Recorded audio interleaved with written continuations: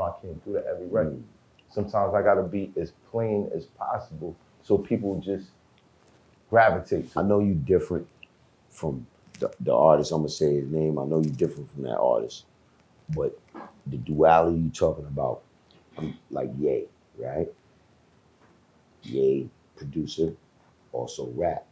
We know that the beats is a certain way, and then what he say, rhyme wise, it's kind of like, you know what I mean? Like you understand him as when he in that zone. But then he got being Jay-Z, producer, did the beats, and then this billionaire persona.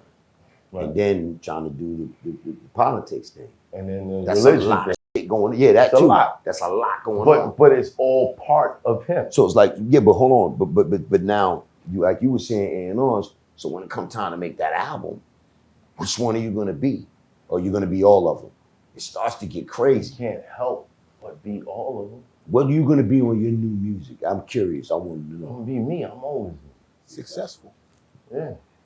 The answer is successful. I'm gonna be the guy that knows a lot more than the guy that you met years ago. The right A&R on your team, the right people on your team at that time when you were 19 years old, there's more that goes into it than just picking beats. First of all, they have to establish a level of trust with you, whereas a 19-year-old is going to look at you and go, what you tell me to do, I'm going to trust you and do that, right? And that's the start, because otherwise, I'm going to do what I want to do. That's the artist attitude. I'm going to do what I want to do. What are you talking about? You don't know me. You don't know nothing. I'm going to do what I want to do. All right, okay. I can't work with this kid. I can't work with him. You got to let him do what he's going to, and he's going to fall on his face a bunch of times. You just got to hope that one time when he fall on his face, you don't do too much damage. You don't break his nose into his brain. Maybe he just lose a couple teeth, bust a lip. He'll come back. That's a bad artist. Like me, I didn't do that. I went to Rakim crib 5 times, 5 days in a row before he would even do the record with me. First 2 days, he didn't even talk to me. I didn't say a word. Sat in the corner like this man rolled his blunt for him, his rock. Rolled his blunt for him, passed to him. After maybe the 3rd day, they passed the blunt to me, right? So I already knew how to behave around my elders, man. The stuff you're talking about, I don't really know why artists would do that. You just running into a brick wall, man. You're gonna kill yourself. I'm taking examples from your story. So, so to try to be successful, what I'm saying, and when it came time to like Rakim to do the record, they would say, hey, my A&R kept asking because nobody was allowed to go except me. Dino was like, yo, how much Rod want for the track? I said, I don't know. Every day he asking me, I don't know. He said, yo, well, ask him. I'm not asking Rod how much he want for the track. So he said, man, just ask him. So I never did. Dino had to go ask him. Rod said, yo, talk to Bert. So Bert is Bert Padell, room 112, where the players dwell. That's when he was all everything. He did count for everybody. Right. So Bert said 8, right? Came back, said he went 8. I went to Eloise, Brian at Universal, told Eloise to cut Rod check for 13. You know what I'm saying? That's on my heartbeat. Why? Because I really did like love Rod as a lyricist. If he wanted 8's to take care of some shit to get straight. The 13, so do what you want to do. Right. That was I had a budget. It's my gratitude. That was my way of, you know what I'm saying? And I did that with all G-Rap, all of the niggas I loved. I really like came out the pocket and did with it, especially when I had a budget. I was reckless with the budget because that was my way of showing that, yo, it's no lip service. I really look up to you without having to say that more than once or twice. Right. So the being successful part, I get it. It's just that line of the duality what you're talking about where you want to, that's why I was saying to you, like, I really do want to be a part of something where, not like the KRS One try to build the nation of hip hop or the temple of hip hop and it never get built. Something that, like, this is a landmark. Y'all should know that this is a landmark. And you do gotta like have a timeout, like the Ivory people, have a timeout zone or a safe space for our folks because they get jammed up, man, where it's like, yo, they gotta flex with the rhymes, but yo, it's bigger than that, man. Yeah. It's not about no rhymes. You probably one of the only ones that made it through the battle circuit to this. Name another one. It ain't happened. Nems is different.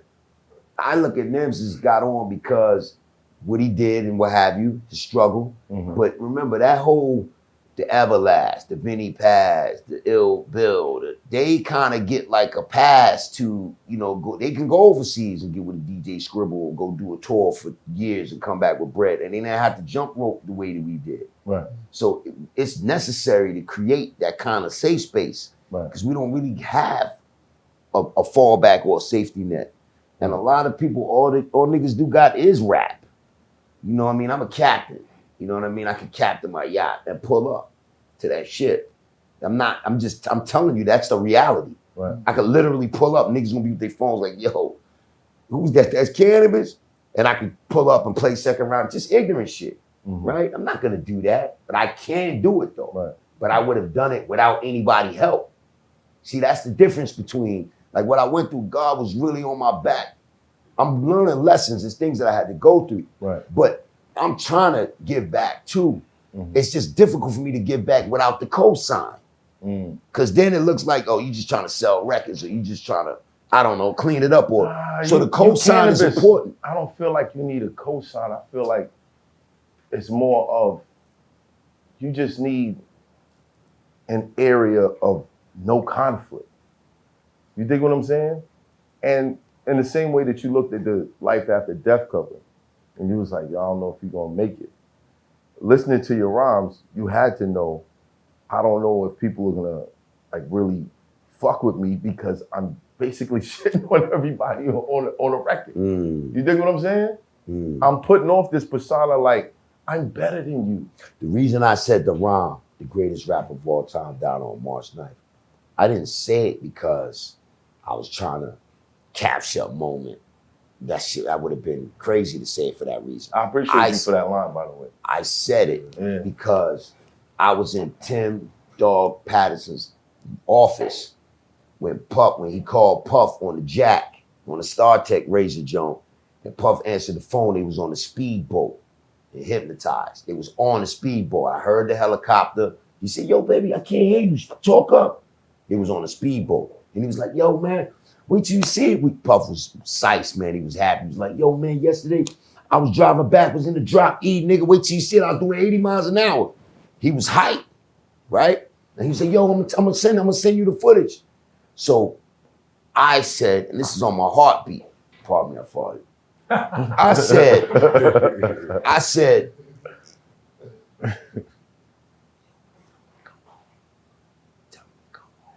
that's what I said to Dog. Now remember, I'm just an intern. I manage Lost Boys, co-manage Lost Boys, but I'm an intern. The Dog rarely listened to me.